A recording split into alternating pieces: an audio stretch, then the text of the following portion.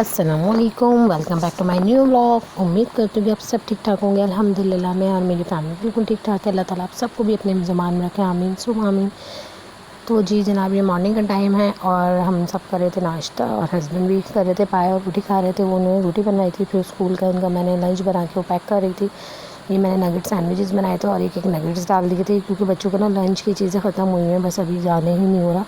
School start हो गए इनके, बस ये लोग तैयार वैयार हो के अब स्कूल जाने के लिए तैयार हो गए थे, निकल रहे थे। इनके पापा छोड़ने जा रहे थे इन्हें, क्योंकि ठंड इतनी ज़्यादा कराची में भी हो गई, यूजुअली होती नहीं, लेकिन ये कोयटा में है तो यहाँ पे भी है। बस इन उमर बरीरा गए, उसके बाद फिर मैंने अबीरा को भेजा है, फिर उसके बाद मैं लेट गई थी। 10 बजे उठकर फिर मैंने अपनी हंडिया की तैयारी की। आलू गोश्त बनाना था मुझे, तो मैंने प्याज ब्राउन करके निकाल ली थी। फिर मैंने उसी घी में अदरक लहसुन का पेस्ट शामिल करके गोश्त डाल के अच्छी तरह भून लिया था। तो तकरीबन मैं हाफ़ कप घी लेती हूँ, 2 चमचे होते हैं मेरे सालन के, और 1 चमचा भर के मैं उसमें हल्दी डाल देती हूँ। जब गोश्त भुन जाता है, अदरक लहसुन भुन जाए, उसके बाद थोड़ा सा पानी पहले डाल दूँ ताकि मसाला नहीं जले, और 1.5 खाने के चमचे मैंने पिसी लाल मिर्च डाली थी और थोड़ा पानी शामिल कर दिया था ताकि मसाला अच्छी तरह से भुन जाए, क्योंकि फिर वो मसाला ना कच्चा कच्चा सा रहता है। जब सब कुछ भुन गया तो मैंने दूसरी तरफ, जब तक भुन रहा था, प्याज मैंने 3 बड़ी ली थी और 3 टमाटर लेते, इनको ब्लेंड कर लिया था। ये पेस्ट बन गया था और मसाला भुन गया था, ये पेस्ट शामिल कर दिया था मैंने इसमें। और फिर मैं इसमें इतना पानी डालूँगी कि गोश्त गल जाए। तकरीबन मैंने इसके अंदर 3 गिलास पानी डाला था और नमक हस्ब ज़ायक़ा शामिल करके मैंने धीमी आंच पे पकने के लिए रख दिया था ताकि गोश्त अच्छी तरह गल जाए और हंडिया भी पूरी ये कि प्याज टमाटर सब अच्छी तरीके से पक जाए। साथ साथ छोटे वाले उज़ैम साहब उठ गए थे, इनके पापा आ गए थे ऑफिस से और अबीरा भी आ गई थी। तो बस मैंने उनके बॉयल एग्स थे, नगेट्स एक एक उज़ैम को खाने थे, फ्राई कर लिए थे, तो उनको नाश्ता करा रही थी। नाश्ते के बाद मैं अपनी सफाई में लग गई, क्योंकि रूम आज मैंने सुबह क्लीन नहीं किया था, तो फटाफट झाड़ू वगैरह दे रही थी कि चलो बच्चे आ जाएंगे, खाना पका रहा था जब तक। फिर मैं अपनी सफाई में लग गई, रूम नीट क्लीन कर लूँ, फिर बाकी किचन का काम मैं बाद में कर लेती हूँ ताकि रूम क्लीन हो जाए। और रात को सब सफाई करके सोते हैं ताकि सुबह ना करनी हो, लेकिन फिर भी इतनी डस्ट और रैपर इधर उधर से बच्चे फेंकते हैं, पूरा कमरा दोबारा से मैस हो जाता है।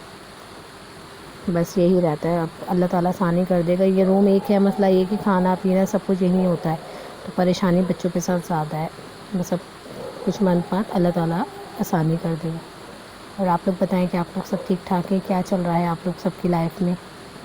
स्कूल खुल गए हैं और सर्दियां जब इतनी नहीं थी, स्कूल कराची में जब बंद करते हैं कि जब सर्दियां कम होती हैं, और जब खुलने का टाइम होता है तो एकदम से सर्दी स्टार्ट हो जाती है, और सर्दी बहुत ज़्यादा पड़ रही है अब तो बच्चों के लिए। अब देखें क्या होता है, और अब आगे 1-2 दिन में बारिशों का भी इम्कान है, क्योंकि कोयटा में बारिशें भी हो रही हैं और ठंड भी बहुत ज़्यादा, और वहीं की सर्द हवाएँ यहाँ आती हैं कराची में, जो यहाँ का मौसम सर्द हो जाता है। तो अल्लाह ताला अपने हिफ्ज़-ओ-मान में रखे सबको, आमीन सुम आमीन। तो बस ये मैं सफाई कर रही थी। सफाई करने के बाद फिर मैंने पोछा लगाया। उससे ये होता है कि मिट्टी नहीं होती भी कमरे में, किरकिराहट नहीं होती। तो ये सफाई करने के बाद फिर मैं अपना जो छोटा सेंटर पीस है मैं वो बिछा देती हूँ, ताकि फिर प्लास्टिक है ना तो बच्चों को ठंड नहीं लगती, कमरा गर्म रहता है। ये अच्छी तरीके से हर जगह से मैं सफाई क्लीन कर लेती हूँ, बिल्कुल डस्ट ना हो कहीं पे भी। लेकिन फिर ये कि एक ही रूम है, वही बात है, तो बार बार बच्चे जल्दी गंदा कर देते हैं। अबीरा और उज़ैम आराम से बेड पे बैठे थे। बरीरा उमर स्कूल से नहीं आए थे, वो आते हैं 1:45 बजे, उनके पापा लेते हुए आते।